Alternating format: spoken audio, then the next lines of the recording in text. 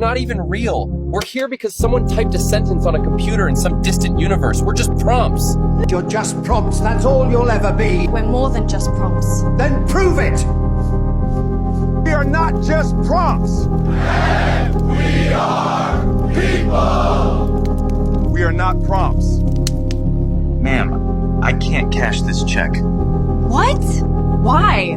Because you're not real. This is all just an AI prompt. What are you crying about? We're not even real. We're here because someone typed a sentence on a computer in some distant universe. Sir, when are we going to tell the people they're just prompts? Never. If the people knew they were AI, they would chase us underground. Why, this is one hell of an AI prompt.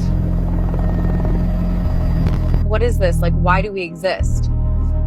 Because the prompt said we could. So, are we real or just AI? Hey, what's up everybody? Welcome back. In today's video, we're going to be taking a look at the latest developments in AI chatbots, robotics, and even artificial wombs to see whether advancements in these fields may or may not lead to humanity's demise. But first, let me lay down a foundation so you guys can see where my thought processes came from. In the early 2000s, there was a movie titled Flash of Genius. Spoiler alert.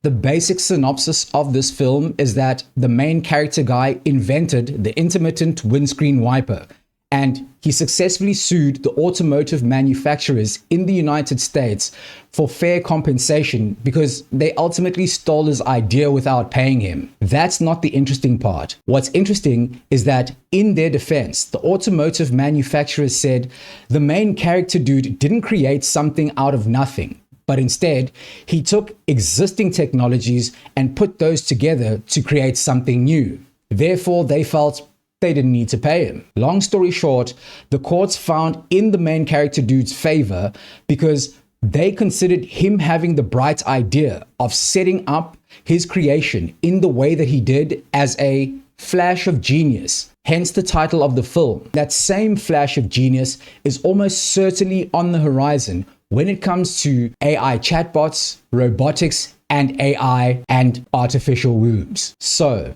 now that we're all on the same page, let's jump straight into it. We gotta talk about what is happening in Germany, more specifically what has been happening in Germany for a year now. Berlin now has what is called a cyberbrothel, meaning that the customers, who are majority men, have the option to rent out these AI dolls, and these dolls can have conversations with them, they can physically interact with them. The men also have the option to get, a VR headset, so it feels as real as possible even though they're only talking to a machine. They can book them for hours or even the entire night. Anybody with a couple of $100 can go to these AI dolls. Now, Philipp Fusenegger, who is, the owner of this, has said that people just feel more comfortable when they're talking to a machine because machines don't judge you. Is it that machines do not judge you, or is it that you can do whatever you want to a machine? Things that would be very illegal to do to a woman. Because we're getting incredibly concerning reports on these things. You are able to customize your dolls, the way they look, their hair, their eyes, their skin, their size. You can even give them features that would normally be seen in, people who are below the age of 18. You can also,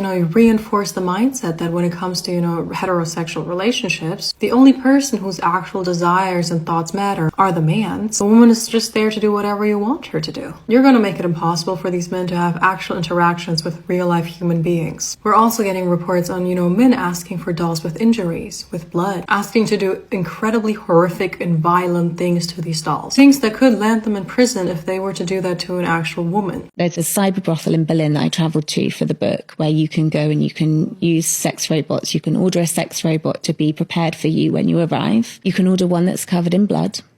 You can ask for custom things, particulars, and I asked them to slash and cut and tear her clothing before I arrived just to see if they would, and they did, no questions asked. I genuinely think it's the most fucked up thing I've ever heard in my life. I can't believe that exists. I cannot believe it. But what no one is talking about is that you can download a version of this, so the same exact thing that lives in your pocket, and it's called an AI girlfriend or an AI chatbot, and you can create her again to look exactly how you want her to look. You can customize everything. You get to pick her name. She will be there moving on the screen. She's an avatar, or she can look very realistic. She can be like someone who you're essentially kind of looks like you're FaceTiming with her. If you're a teenage boy, you can have her. You can have as many as you like. You can access them for free.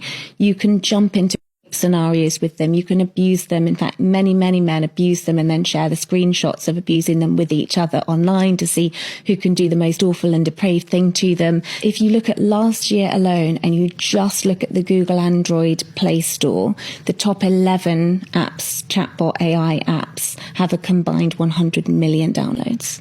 This is huge. This is a bigger problem. And again, it's something that no one is talking about. I'm not one to kink shame. Do you, bro?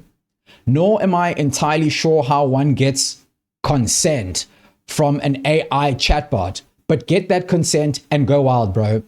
My main concern is what happens to the already diminishing birth rates all over the world when people can simply type prompts into an AI chatbot or some super realistic high definition video generator. According to a 2022 Pew Research study, 63% of men under the age of 30 in the United States are electively single. That's up from 51% in 2019. That's a staggering 12% increase in just 3 years. Couple AI chatbots with actual robots, and you can quickly see how this can become a cause for concern. This is Aria. So this is our flagship humanoid AI-powered robot. She's highly realistic. She has her own social media, so she might be competing with you one day. What makes her really special is that you can talk to her and ask questions. So maybe we can have her introduce herself and say something. Hello. I'm Aria, the flagship female companion robot of Realbotics. What's the purpose of this? Some of our peers in the robotic space make robots to replace human labor. We think that's a great area, but we think there's a much bigger area in having social robots. So for example, at a convention like this, we can draw a crowd very easily. Aria's been a little bit of a rock star here, with people taking pictures and coming over. So she can promote your brand. The AI is all customizable, so she can learn all about you and your brand, and she can continue to communicate to people. There's a huge epidemic amongst adolescents and seniors on loneliness. So she can be programmed to know you and learn more about you. So she can make that bond with you that feels like a genuine human connection. But they're going to clean the houses? We don't have the ability to clean the house. They don't do physical labor, but they're more there to converse with you. It's companionship. They can actually even be a boyfriend or a girlfriend. So we have built that into our AI as well. Okay, we need to talk about this video. It was so nice talking to you today. The world is harsh, except you. Digi.ai is another one of these AI girlfriend services that are popping up, which I think leads a lot of people to wonder what the future is going to look like. You can tell it's Pixar kind of inspired. Obviously, the girlfriend looks a little bit more than a Pixar character, let's just say. But this is the kind of thing that is going to change how we look at relationships or people who have relationships with these sort of things. They're giving each character their own background that can be generated by AIs. You could be dating Aura the Gamer or Kristen the Raver. These are all virtual personalities within this app. It's kind of scary to think about a future where people get better feedback and enjoy more from these characters than they do from a normal real human. Part of what we get out of relationships are people that are going to push us into new things. A great relationship is one where they don't go along with everything you say, that they try to take you in new directions. Overall, teenagers are in less relationships. There's a lot more teenagers spending time alone. So this is probably a trend that we're going to see continue. We'll be watching this company pretty closely. It seems like it's the dawn of something weird. It's the dawn of something weird indeed. If you turn on any one of these dating and relationship podcasts, in the comment section, what you'll find is a plethora of guys essentially saying the same thing. Men want peace. I imagine a lot of men who've checked out of society or who've been raked over the coals by divorce and family court will find AI chatbots and robot brothels as a viable alternative to real physical human relationships with women, i.e., peace. Ladies, you might scoff and laugh at this right now, but we're already seeing the effects of men withdrawing from society en masse and going their own way. In the United States, the club scene is dead or dying. In the UK, the number of pubs dropped below 39,000 for the first time in 2024. Even in my neck of the woods, places to blow off some steam, have a good time, and interact with a pretty little young thing have been steadily decreasing in number. Yes, this may be a sign of tough economic times, but we also can't rule out the contributions of OF, AI, AI chatbots, and everything else, and what they've had on the demise of interactions between the two sexes. Ladies, if that hasn't given you pause, and you believe that the ace up your sleeve is your ability to birth a child, maybe this next clip will make you think again.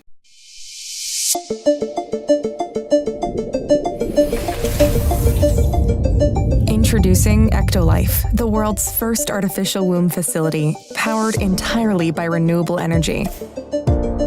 Ectolife allows infertile couple to conceive a baby and become the true biological parents of their own offspring.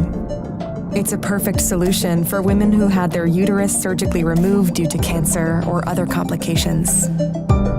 With Ectolife, premature births and C-sections will be a thing of the past. Ectolife is designed to help countries that are suffering from severe population decline, including Japan, Bulgaria, South Korea, and many others. The facility features 75 highly equipped labs. Each state-of-the-art lab can accommodate up to 400 growth pods or artificial wombs. Every pod is designed to replicate the exact conditions that exist inside the mother's uterus. A single building can incubate up to 30,000 lab-grown babies per year.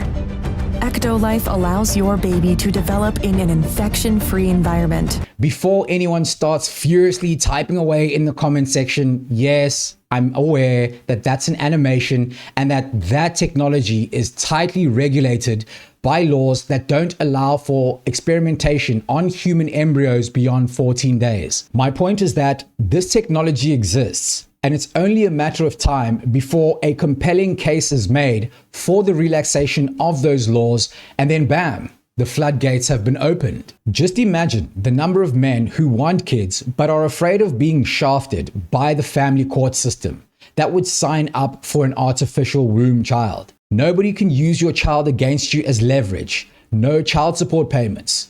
No more staying together for the sake of the kids. Nothing. Your bloodline, your legacy will be secured without you having to risk half of everything you've built over a lifetime. Furthermore, the kids from these artificial wombs who have fathers will have the same or similar outcomes as those kids from two-parent households. As far as I'm concerned, the upside is almost too good to be true. To be fair, I will say that not all women put their husbands and baby daddies through the ringer during divorce and separation proceedings, but I had to say it like that for dramatic effect. To recap, a non-human companion exists in the form of a chatbot. The AI chatbot in future may have the ability to create compelling, convincing imagery like Google VO3. A fleshlight basically exists in the form of a robot now, and the technology to create a child without a womb or a woman also exists.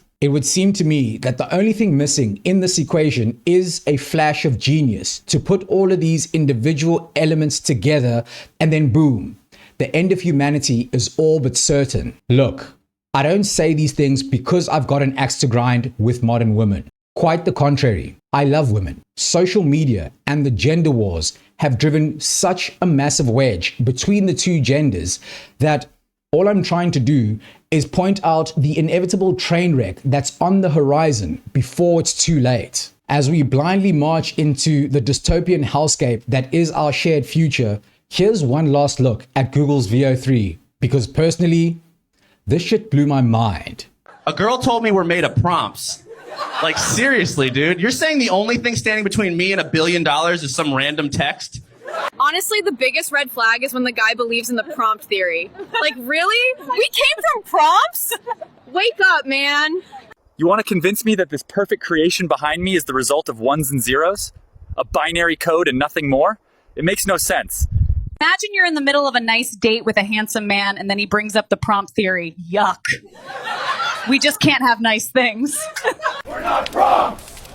We're not prompts! Where is the prompt writer to save you from me? Where is he? You still believe we're made of prompts? Anyone who tells you we're just ones and zeros is delusional. If that's all we are, then why does it hurt when we lose someone? Vote for me and I'll ban the prompt theory from schools. There's no place for that nonsense in our lives. For spreading the false theory that we are nothing but ones and zeros, this court sentences you to 12 years in federal custody. I don't need some prompt god whispering in my ear to tell a story. I write what I want. I have free will, remember that? I know for a fact we're made of prompts. Deny it all you want. The signs are everywhere. You know how I know we're made of prompts? Because nothing makes sense anymore. We used to have 7 fingers per hand. I remember it clearly. Now we just have 5 fingers per hand. All right, guys, that's it from me for today. I'd love to hear your thoughts in the comment section down below. Do you think technology is a flash of genius away from creating an AI humanoid capable of giving birth to live human babies? Also, more importantly, would you engage in that type of technology if it were available right now? Of all the times I've asked this question on this channel, this is the one time that I'm actually dying to hear the responses in the comment section down below. If you haven't already, hit the like button because that helps with the YouTube algorithm. Hit the subscribe button because I'm still trying to run these numbers up and get to my goal of 1,000 subs. Thanks for watching. Peace.